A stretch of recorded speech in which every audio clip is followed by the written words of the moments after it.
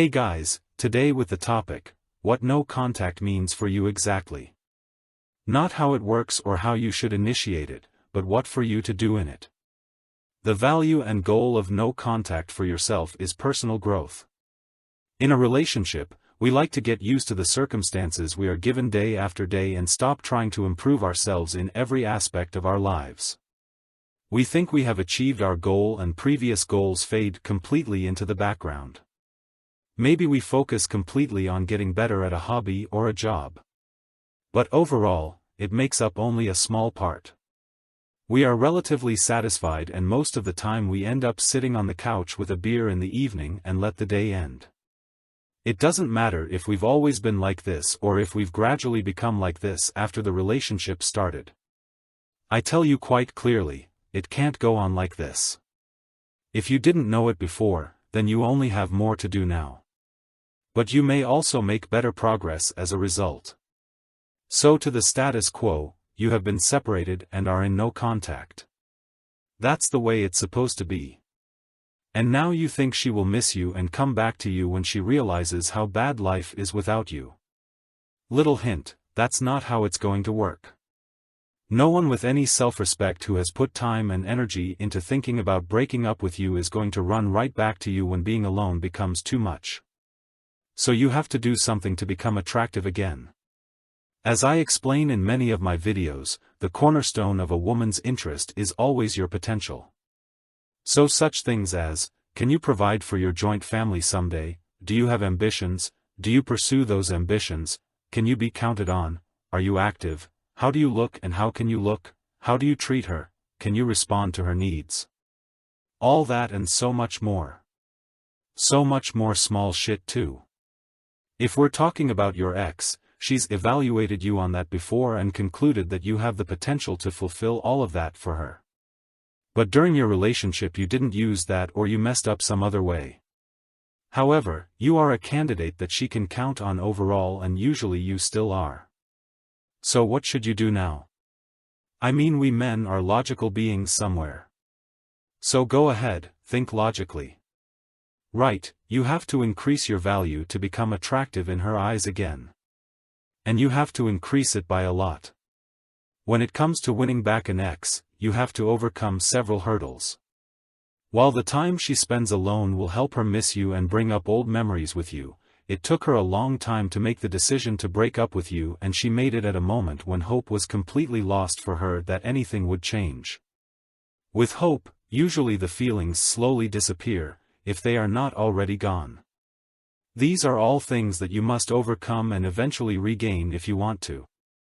However, you will have to do that without being able to convince them directly. Fortunately, you don't have to go full throttle with her right away. It is enough to arouse her curiosity with the man you have become. The rest will come on its own, or you will be able to convince her of you when she has contacted you out of curiosity. Or not, by acting too hastily or messing up again. Everything is possible. Anything can happen. But you are looking at the chance that she will contact you. And how you can get the chance, how you can make it easy for her to contact you again, that's what this video is about. First of all, the most important thing, why did the relationship fail? This is a point that you need to work on anyway, so as not to carry it into the next relationship and repeat the same mistakes there. That's exactly what she's doing right now, by the way. In no relationship is it the case that only one partner is really to blame for everything. The baggage she carries around with her, she takes with her into the next possible relationship. I know you don't want to hear that she could have a next relationship and it may just be a rebound. But that is what it could fail with her then in the end. And as for you, of course others can cope with the fact that you still have the ballast. But it is something that hinders you yourself. For example, if it was your jealousy, lack of communication, or you lied and cheated, there are so many possibilities. This is something you need to work on first and foremost. And don't just tell yourselves that. Do something. It starts with reading non-fiction books, all the way to couples therapy. You can do that on your own, by the way. That helps and is point number 1, which you should have done or addressed. if your ex should contact you.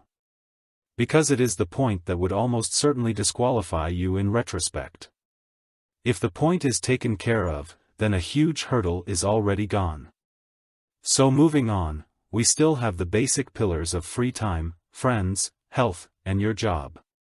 Free time is important for yourself. It is a balance to everything else and something you should simply enjoy. Health should be self-evident. If you are often sick, overweight, or something else in the direction, then many things are very difficult for you and make you in turn also unattractive for others. So you can put the two categories together, and that is you will look for a new hobby. If the hobby is not a sport, you will do an additional sport. Whether you lift weights from A to B or go running every day, I don't care. It has to be something that you enjoy and changes your body for the better. Lose weight, build muscle, gain endurance. That is your goal. You have a goal that you have to spend time and effort on. In this time you cannot think so intensively about your ex, as if you were staring at the wall at home. In addition, you are doing something for yourself. You are eating healthy and working out from unhealthy crap like drinking and smoking. This will eventually push your body to its positive limits and you will feel better. If you have chosen a hobby, try to invest time in it as often as possible, enjoy it more or get better at it. It depends on what it is. Next, friends. If it suits you, then get to know new people. Completely without obligation. Rekindle old friendships and surround yourself with people you trust. Don't write all day, but go out and do something with them. Sure, you can talk a little if you trust them. But there are so many things you can do with them now that you might not have had time or capacity for in the relationship. And the job issue, try to get ahead and earn better here, too. Maybe you don't enjoy what you are doing. Why not take a chance and start a new job that you think will be more fulfilling? Don't torture yourself with something you did just so your family can be okay in the future when you don't even have that family yet. Stand up for what you have right now, and that is just you and your future. Sure, if you have small children, then you have some responsibility. But even then there are possibilities and ways. You as an individual already add value when you are happy and love what you do. You have more value if you are healthy and resilient. And of course, if you are doing well financially and don't have to worry about your livelihood. This is overestimated by many men in terms of attractiveness. The prejudice of the money-hungry woman. But it is not exactly like that. That is not the only point. An ambitionless, pizza-eating gambler will remain one even if he has won the lottery. You, on the other hand, want to create added value. Not out of the motivation of who or what you can get for it. But because it makes you feel good and makes it easier for you to pursue your dreams. Anything you get back in return, even if it's your ex, is a side effect of what you've achieved for yourself. Keep doing that no matter who you end up with or what relationship you end up in. You are the center of your life. No one else is.